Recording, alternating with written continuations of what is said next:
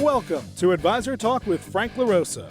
Brought to you by Elite Consulting Partners, it's the only podcast offering unfiltered guidance and direct advice for all things concerning financial advisors, RIAs, and the practitioners in the wealth management business. Learn more and subscribe today at eliteconsultingpartners.com/podcast. And now, here's your host, Frank LaRosa.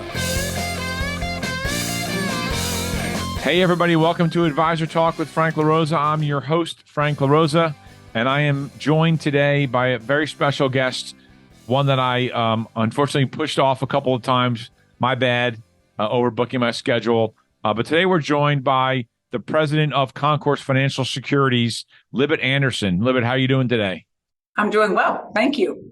Awesome. Glad we got to work. I know. I apologize. You just that expression, your eyes are bigger than your stomach. Sometimes my mental capacity and what I think I can accomplish in the course of a day is bigger than the 16 hours that I work sometimes. But anyway, I appreciate it. I wanted to get this done, and I'm really excited about this call because we've been working together for a while. But I think that, Concourse is a firm that I really want to introduce to the industry, right? That's really what this is all about. Introducing you all to the industry and the name. You've been around for a long time. So I'm going to basically just hand the mic over to you and just give my audience some background on who you are, where'd you come from, right? You're in a high level position as the president of the firm. There aren't that many female professionals running broker dealers, which is great to see.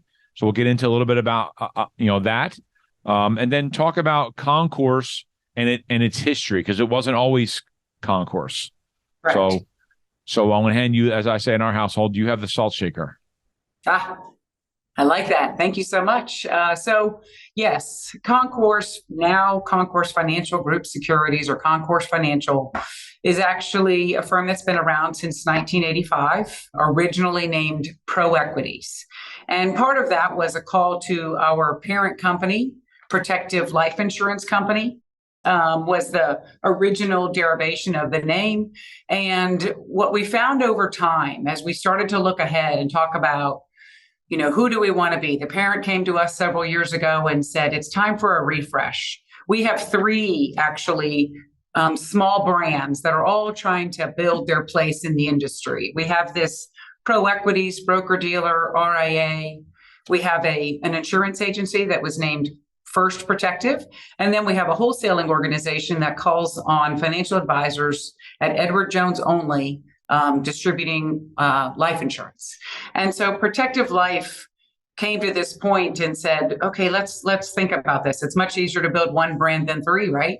And so as we thought about it, we went through extensive research and talked about, given who we are today, and I'll talk a little bit about that transformation, but given who we are, how do we want to be depicted in the field? Sometimes the name Pro, while we are proud of our parent company and they're very supportive and they, help us with all of our efforts, but sometimes people misunderstood and assumed that we were captive to protective product, or that we had quotas and we, all of that, which is not true. We are, open architecture, as they say. So, and then we thought about, who is it that I know is going to have a great experience here, and they are going to love being affiliated with us, and they're going to take their practice to where they want to go, right? Concourse is an active name, so it's meant to be for someone who is growing. You're going somewhere. Our tagline is your way forward. So the idea is that as a firm, we've got 450 independent contractors throughout the U.S., and the people that are going to grow their practices and do well here are those that look at the resources that we've put down and say, that will help me. You have an annuity specialist or annuity specialist team. You've got a financial planning team. You've got a very deep advisory team. We actually have an institutional fixed income desk, which is rare at our size. They actually take inventory. I don't have equity research. So depending on what you might be looking for as a financial professional out there in the industry, if you might be saying, boy, what else is out there? Maybe I'm at a very large firm and I just don't feel like I get any say in the matter. I just get, things are taken care of. Maybe every piece of business is handled by a different principals. So I never have anybody that really gets to know me and my practice. Let me think about that. And they've got some things that I think will be good for me and I can grow my practice. So I think they did a great job with the name. No name change is easy. You can't imagine how many places your name actually is within the thousands of documents that you have and the websites and the links and all of that. We still find a few, but a year and a half in, we're pretty happy with where we are. And we're spending time now. Unfortunately, some of you are probably tired of me on LinkedIn because I've recently tried to get out there mainly as a, hey, we've got this great thing. We have a story that's been around for a long time. We've spent the last 5-6 years through a transformational journey, both from our technology as well as how we serve the financial professional in the industry. And so we're trying to get that story out there, right? Let people know, hey, we're here. If this is what you're looking for, in all honesty, if it's not, okay, good. We really want to find those people because if they're successful here, we're successful. And then, they tell 2 friends and they tell 2 friends, right? So we're always looking for people that we know we can say, look how well you've done. I think since 2017, the average growth in GDC has been pretty high, 65% or so. So we've been able to see it happening and see it working now that the name is rebranded, which was kind of the end of the transformation. We've spent the last 3 years doing a lot of technology changes. So that was, that's a big lift and it's painful. There is no easy technology change. And when somebody calls and says, it's just not intuitive, I hold up my phone and say, remember when they took away your home button and you thought, what am I going to do? I need the little home button to go back to 0. No technology really. And as much as we love our iPhones, actually, if you don't love your iPhone, you love your Android, right? As much as we love our phones. Which is a whole nother problem. That's okay. That's a different problem if you love your Android. Yeah. I have techie kids, so they're Androids. But that home button going away, it was like painful. All change, especially technology change, is painful because even though it may not be easy, you know it and you can do it blindfolded, right? So we made big changes. We were a paper-heavy firm. We were actually taking data off of the paper that our advisors would send in to us, and we were typing it in for them, not once, not twice, but if it was an advisory account, 3 times. Okay, so let's assume we got that right the first time and we entered everything perfectly and nobody transposed anything. Good luck with that. That doesn't ever happen. Yeah, right. And by the way, they were probably being graded on how many accounts they opened. So that's brilliant too. So now think about the fact that when you make an address change or a beneficiary change, any change to any account, a risk profile changes. Imagine that the person who took in that information, which probably could come in through 5 different points of call here, had to remember all 3 systems needed that information. Good luck with that, right? So we now moved into a system where there's one place to go. All account information, new account maintenance goes into one system. And there is, I act like it's perfect. It's still not perfect, but it's fabulous. And there is a data feed now that my kids love the fact that I can use the word API in a sentence, but there are API calls that move through our systems from our books and records to our custodian, to the other technology platforms that we integrate with and back around. So massive change. We're now opening about 90% of our accounts in less than 3 hours. Most of them, 50%, are being handled without human intervention. That's cool. That means you entered it correctly. We're not touching it, right? I've still got to get that number higher, but we're getting, that's a big improvement. We're less than 10% NIGO. So some of my offices will now go, wait a second, we're way high. I'm like, well, then we need to talk. That's a different problem. Yeah, you have a different problem. You have a user error problem. Exactly. So we did a lot on the technology side just over the last 3 years. And sort of the coup d'etat was to change the name, which seemed like the easiest thing to do of the other issues. But it was, it's one more thing. And while to our financial advisors, they mostly work under DBAs, all their websites had to change, all their disclosures have to change. So that too. But we did feel like it was the right thing to do because we needed that refresh. We needed a rebrand. Protective did a wonderful job of working on that for us and hiring some great people to come up with it. Again, it still is a change, but we're excited to be where we are because I think we have something now. We have a great story to tell. We have a big parent company. They're very supportive of us. We talk about their patient capital. They are helping us. We are on their target list of all their entities for growth. So now we're in that mode of saying, here we are, right? It's the 30 plus year overnight success story, right? We're ready to go. We've got a great framework. We have the right people here. I kind of call us the sweet spot. We're not as big, obviously, as many firms are out there. We're not as small as others too, but I think we have the technology there to hold up and to stack up. But we also have the people here who get to know you. They know your practice. They try hard to make everything work. The principal that you work with is going to be the same person for all your business. So they get to know you and they'll understand how you practice. And they can sometimes point you in the right direction when you're looking for advice or help about how to do something. So I'm excited about getting the story. And thank you for the time today to get this story out there, because I think it is one that needs to be told. Yeah, we worked together when it was Pro Equities. And so we sort of, I don't want to say live through the change with you. But, we were out there and in this sort of this southern states where you primarily have, not that you're national, but, where the bulk of your advisors are, Pro Equities carried a really good name. But I'll say that, I used to think of Pro Equities when I would think of the name, like a capital markets kind of firm, like transaction-based producers and, Right. so, but it really isn't. Equities, right? And equities is now 1/100th, right, of what anybody does for a client. So that was the other part of the name that needed an update. So we're happy with where we are. We're based in Birmingham, Alabama, but you're right. We have people all over the country. We're certainly more East Coast than West, and we're more Southern than Northern, but we do have great offices, throughout the country. And the way we support offices today, it's mostly, right, like this is today, over video and with, outside of our practice management events or our producer trips, things like that. But a lot of it is done like this.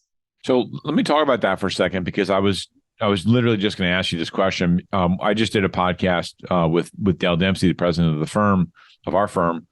And one of the things we were talking about was some of the technology and some sort of the costs, the economics of running an independent practice. Some of those things are all becoming just basic table stakes, right? Tech for the most part, and you're there today, right? Maybe you weren't there a few years ago, but you're there today on a level playing field. And so what's starting to separate, where I'm seeing a separation of firms, is in how they're delivering not just service, right, but how they're delivering a feel and a culture to a firm. And so I was going to ask you, and you just said two things without me even asking. What are the things that you are all doing that bond your advisors to your firm? Because, you see the rags, you see people moving from one firm to another, and candidly, you don't see all that often someone leaving your firm, right? So why is that? What is it? What are the things that you're doing that are really separating you from the competition as it relates to cultural things in an environment where maybe not as many people are in the office anymore? So I'm just curious from what you've been doing. You've been doing this a long time, and maybe after that, maybe just talk a little about your own personal background, if you could. Sure. And I think it is kind of a Southern thing. I say it's a little bit of us being in the sweet spot, right? Of being able to have enough people, 90 home office employees that do get to know the advisors and their practice and their staff. We do care about the little things. We do want to know. One of my, final goals that was technology related that I thought was going to finish last year, will be Q1 this year, is really an enhanced CRM for the home office. So that at any point in time, because we still have to spend a little too much time understanding what it is happening in each of the offices that we serve. And we all need to be able to pull up someone's name when I'm talking to them and talk about, hey, that I see that ACAT finally went through, everything good there. Little issues like that. That's stuff around the edges, but it is stuff that becomes meaningful to them. We want to understand the practice that leads with college planning, or, the person who is doing the traditional fixed income business, which is still out there, and make sure that they're pointed in the right direction. One of the things that's really hard is communication in the independent channel, is making sure they understand the resources that we have. I'm always surprised, overwhelmed, and upset when I talk to somebody and they have an issue and I say, we fixed that 3 months ago. We brought this. And they say, no. I go, yeah, we have it. And everybody's got so much going on. And it still is my unresolved, kind of wish is trying to figure out, because, I have 450 financial professionals, which I think is 375 branches, right? So communication to them. I was just putting together a slide for our practice management conference coming up. But while we have our preferred tech stack, where we say you're going to have a pretty seamless experience from client into CRM, into our electronic workflow, e-signature if appropriate, and if the client wants it and the type of account warrants it, into our systems and through the approval and back around, right? So we have that. And it involves financial planning and annuity integrations and all of those things that you might need. But now what we're trying to do is add around those edges. What else can we do that enhances that experience without them having to step out and go into a different system and come back in, right? So our focus right now is adding to that. And what I love today is that so many of these fintech firms are sharing. It didn't used to be that way. 10 years ago, the big firms thought they had to buy everything up that was in their way and create that one great environment. And now they're all sharing data. And as they do that, and you get up on that list of where I need you to integrate with this other technology, that's really nice, because you really can bring a lot more to the table than you could 5 years ago. They have so much more information and access. And now people are doing cool things around values, around customization and personalization. I just had a Morningstar call, half an hour ago, and the things they're adding to their technology it's impressive. And other firms just like that, so people adding things to that basic tech stack are helping us bring more value. And depending on who wants it, it's like, here, pick it up. You can use this, right? So it's nice to be able to bring that forward and make that available. When we get to our meeting in Dallas, I think many of them are going to be shocked by all the different technologies that are represented there that support their practice, because they're going to say, I had no idea. Right. Is that the practice management conference? Yes. So tell us about that. What's that? Because, you're hearing, I think that some firms have moved away from doing things like this. They think they can get away with it, and I don't agree. So tell us about yours.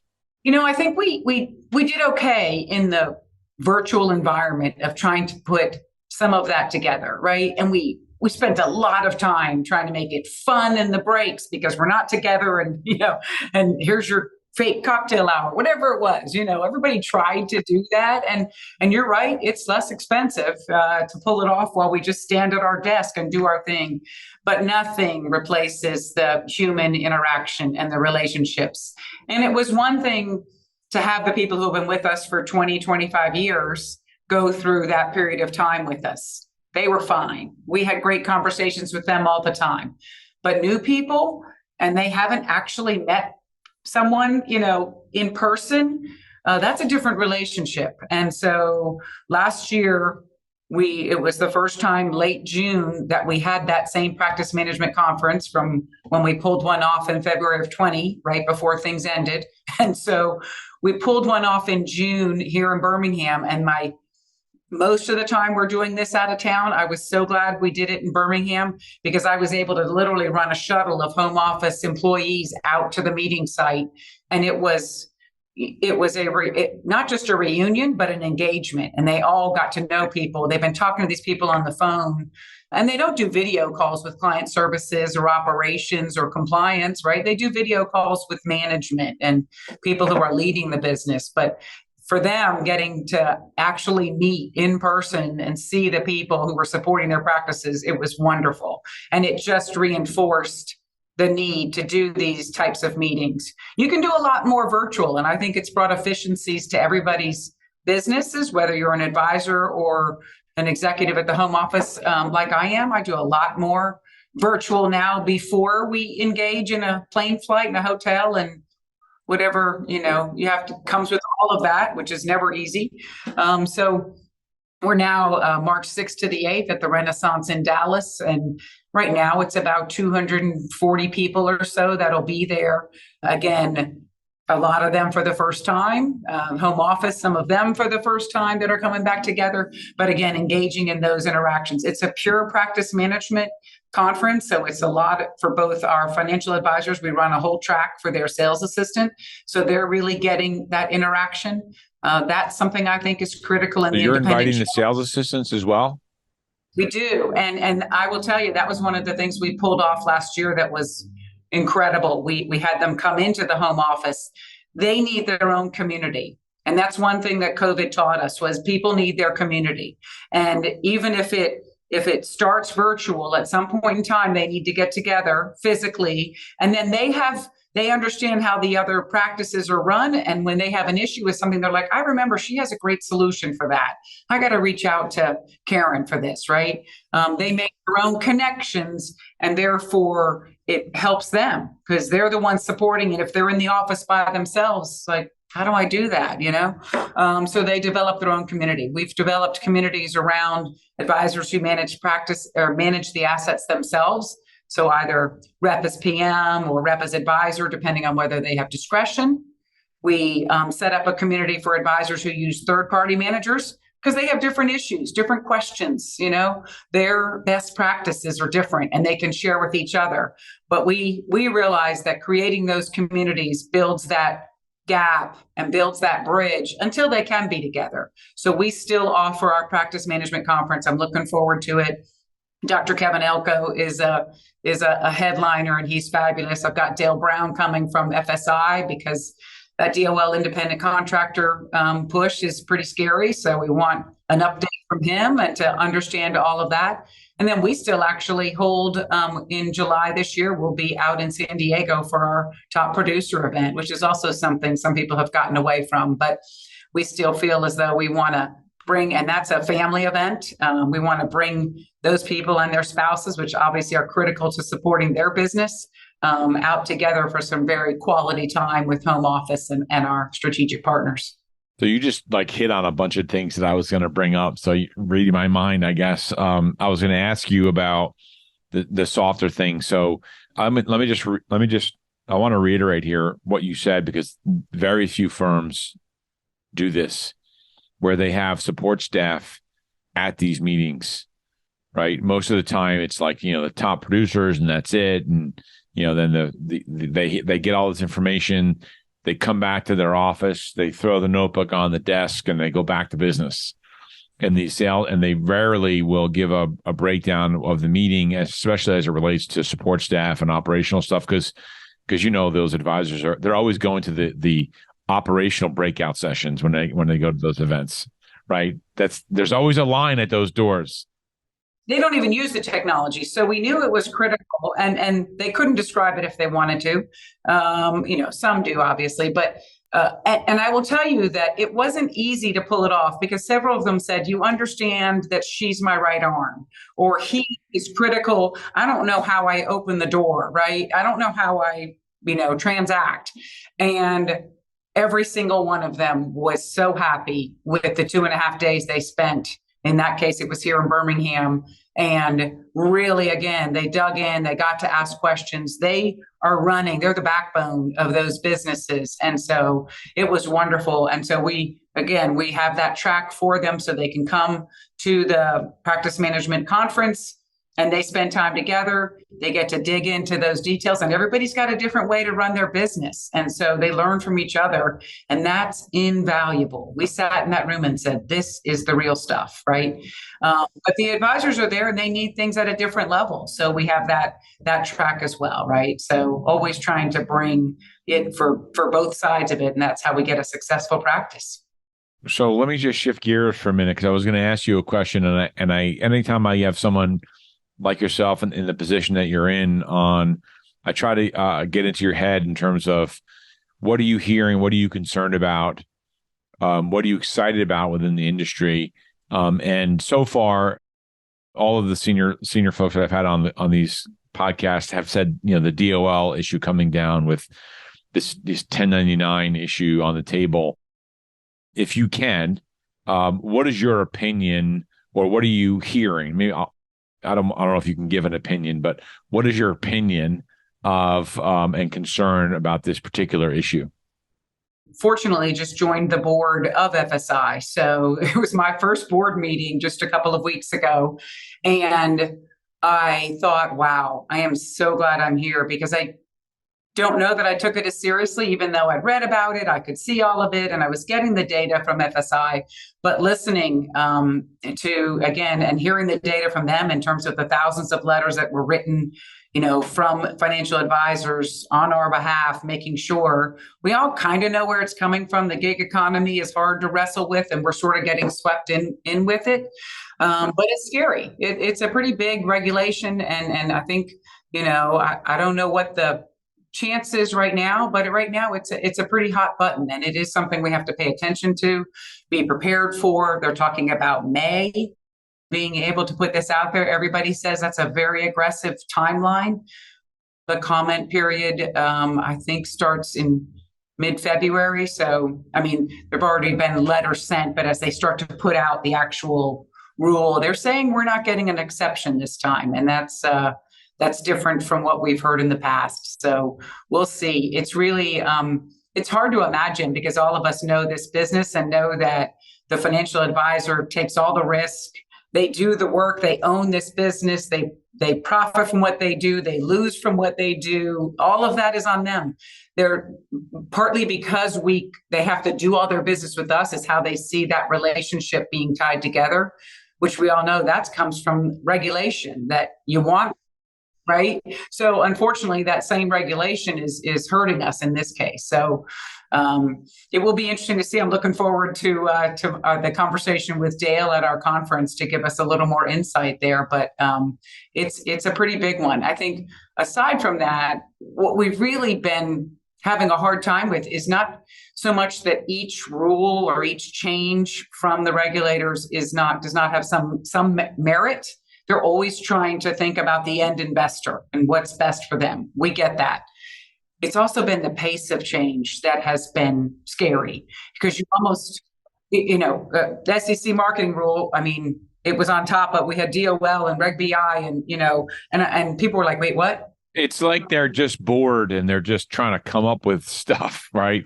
Yeah, and they're anything but bored, they're working hard. We've met with some of the commissioners, and that is not it at all. But to those of us here, their list is so long, and unfortunately there's bad actors out there, and every time they do something, another form and another rule comes out. So we all pay for that, and the clients end up paying for it. Look, I have faith that it'll work out the way it's supposed to work out. There's too many ripple effects for them to make that kind of change, because then it's our industry, and then there's other industry. It can turn a lot of service industries upside down. Correct. And there's a big difference between, the gig economy, true gig economy, and what our financial professionals do day in, day out with, the various licenses, all the regulation. Yeah. Well, financial professionals, insurance folks, there's a ton of people that it will affect. So I'm confident that people a lot smarter than me are going to take care of that. But what? So you mentioned a comment about people writing letters. What can an advisor do to do their part? Yeah, so we put out, kind of templates and sent a lot of the to our financial professionals, here's what you can do. You can go to FSI's website. They'll tell you what to do. Depending on where this goes, they're going to need help with their advocacy efforts, either from dollars or feet on the ground. So I think there's a lot to be done. I would just say go to their website, and they've got a huge section on there about this. So, all right. So listen, what I want to cover this one piece. Well, there's really two more things I want to cover in the interest of time. You know a lot. Like, you're hitting on all these things that I wasn't even talking about. You've been in the business a while. Before I get into what do you think advisors should be doing today, like if you were an advisor right now, right, in this market, right, with what's going, what would you be doing right now to be building your practice? So before I get into that, can you just give our audience, not me, but give our audience some color on your background? Because, you're just ripping this stuff off, right, which is great. And some of the things you're talking about are to me, as someone that's been in the business for 30 years, there's things that you've said that tell me you really do understand what's important to an advisor. I've done a lot of these calls, these podcasts, and with a lot of smart people, and no one has ever brought up the fact that the support staff need training, the support staff need communities, and that's a huge deal, right? And so I'm like, oh, she gets it, and that's why we love doing business with you. But tell us about your background.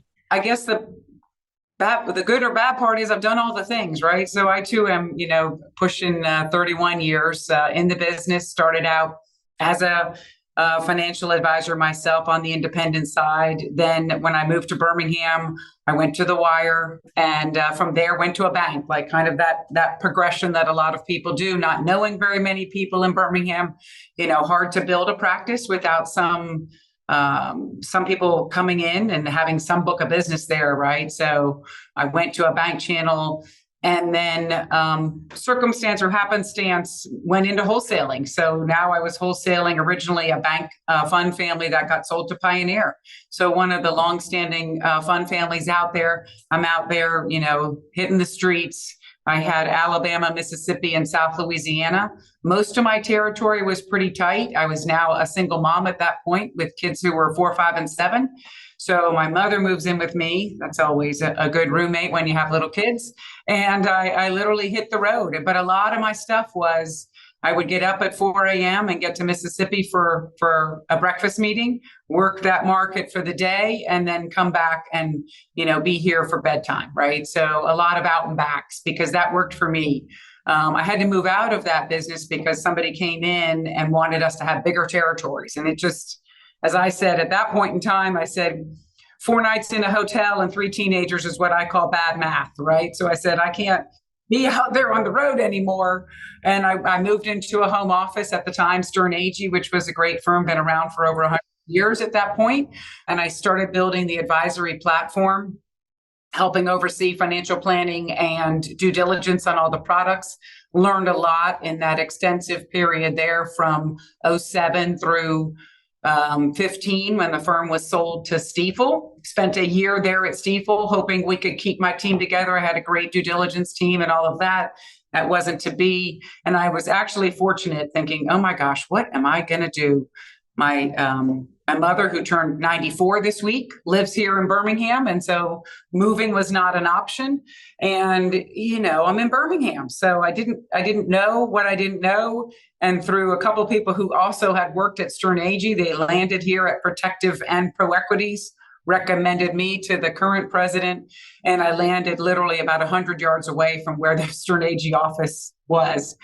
So it's just I didn't even know, literally, it's in the same driveway as the Stern Agee building. So funny how things work out. But what I really love about my role now is that I can use all of those experiences, right? The good, bad, and the ugly. And I know what it's like to be out there trying to build the business. And I know what it's like as a wholesaler. So I deal with them in a certain way, and I'm very respectful of what they do. So I think I can bring all of that to the table, and I bring that to every conversation I have, big and small, no matter who I'm talking to. I know where they are and where they've been, and I try to relate to that. And we try to make very conscientious decisions when we're helping them, build their practice and get to that next level. Yeah, that explains one of the reasons why it doesn't surprise me when we get emails from you late at night, and I'm like, Yeah. oh, man, she's working, she's Yeah. grinding, Or which getting up doesn't for a always. run early in the morning, right? Yeah, As you're right. going to Which the gym, it just I'm doesn't hitting always it. happen with certain people that get to a certain level in their careers, and they, for some reason, their work ethic that got them there stops, which is a whole nother topic. So then the last thing, and again, put your advisor hat on, right? What if you're an advisor today, right? What are you doing today to build your business right now in this environment, interest rates, the market, what's going on with the election, you name the crisis, the balloons in the sky, whatever. It centers around a conversation we just had, but it's now in their hands. And I think a lot of it is around communication. And what we learned was that there are a lot of clients who don't mind communicating with us through a video, and that's very efficient, right? I still think you have to sometimes get together physically, but not necessarily if the client's comfortable with it. I think the old way of thinking that these are my A clients and these are my B clients, and by the way, A was arbitrary based on what the financial advisor, it wasn't even always revenue, it was just AUM or something like that, or and they made these arbitrary rules around A gets this and B gets that, instead of, you see it all the time right now, customization, personalization. They should be speaking with those clients and talking about how they want to be communicated with. How often do you want to talk? How do you want me to communicate with you, right? Is it email? We do have approved texting. Unfortunately, that's been an issue, but we do have cell trust, so you can communicate by text if you want to with a client. But do they want to be on video? Do they want to come in? Have you go there? That does not need to be just, here's the way it is, and here's how I communicate with you, and aren't I amazing? Think about the client and put them in the position of actually telling you what they want. How do they want to interact? Making sure that if you're on a team, that they're getting to meet all the various members of the team, that you're not building yourself up as the one and only, because we know that can change as well. So I think it's around enhancing that client experience from that communication standpoint. When the markets are volatile, clients call in, right? Makes it easy, but you're reactive. You're just answering the phone. What are you doing when the markets are a little easier? How many times are you reaching out, or do you know whether they want to talk or not? Right. So I think that in some markets, it's easier to say you communicate regularly with your clients. We all know in other markets, some people hide, some people, wait for the phone to ring, but having that customized plan, I think, is going to elevate you to that next level. Yeah, and I think that one piece about, well, you're saying they call in, and so that's, they can check the box of, oh, I communicated to my client, right? But the reality is, in the tougher markets, you actually should be doubling up on your communication to your clients and being proactive. You don't want, you have to create a system where you're calling the client before they call you, because when they call you, they've already got a story in their head about what's happening, and then you got to spend time calming them down, right? Versus you proactively going after them and saying, just reaching out, nothing to do right now, if that's your decision, right? Nothing to do right now, blah, blah, blah. And most of the time they might say, oh, I wasn't worried. Thanks for calling. I know you got this, or whatever. That goes a long way. It goes further. Yeah, right. Totally. I think it goes further. Yeah. And so that also goes for like centers of influence. If I was an advisor, I would be having those same types of conversations with centers of influence, because they're getting calls from clients, and maybe they're not talking about investment advice, but they're concerned about their portfolio or whatever it is. And by giving these centers of influence advice on what's going on, they'll remember you, and so they may have a client calling in and then refer that client over to you, knowing that, wow, you're really calming voice in a tough market. You need to talk to my client, Jill. She's been concerned because she hasn't heard from her advisor in 6 months. Exactly. And don't just reach out to the center of influence when they send you somebody, and send them the thank you note, right? And sorry for the sun. I am a South Florida girl, and I'm a vitamin D person. I'm an outdoor person who's stuck in an office. So my blinds are always up, and it changes. So No, that's good. Listen, I think that's great advice. Communication is really key. And for a lot of advisors, and maybe I had a little bit of a feeling like that. When you ask a client, how do you want me to communicate with you? They shouldn't take it like they don't know what they're doing, right? Like, hey, I don't know what I'm doing. How do you want me to talk to you, right?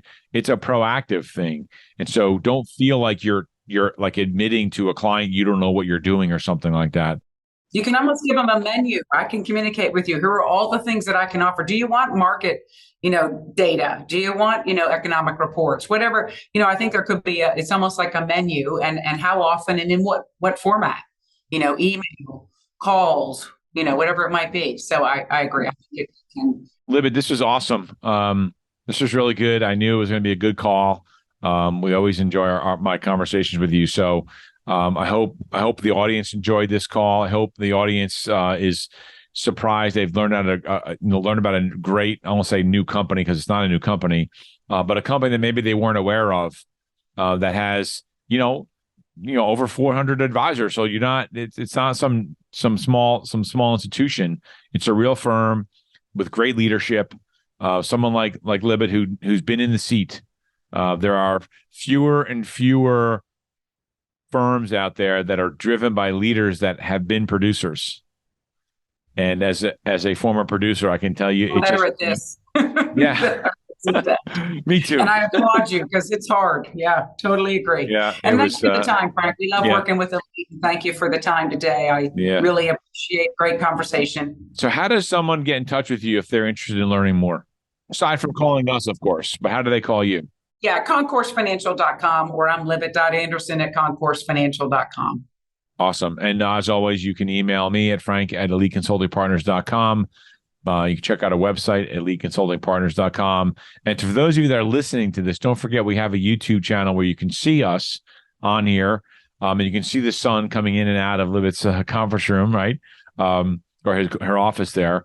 And just see the smile on her face when she talks about how she works with financial advisors, which is a huge deal for me at least with our clients. So I know that I have a great level of confidence when we make introductions. So anyway, Libet, thank you very much for the time. Thank you. Thank you very much. It was great. Thanks for listening to Advisor Talk with Frank LaRosa. If you're looking for more advice or solutions on any topics in the financial services industry, or you just want to subscribe to our podcast, head on over to EliteConsultingPartners.com/podcasts.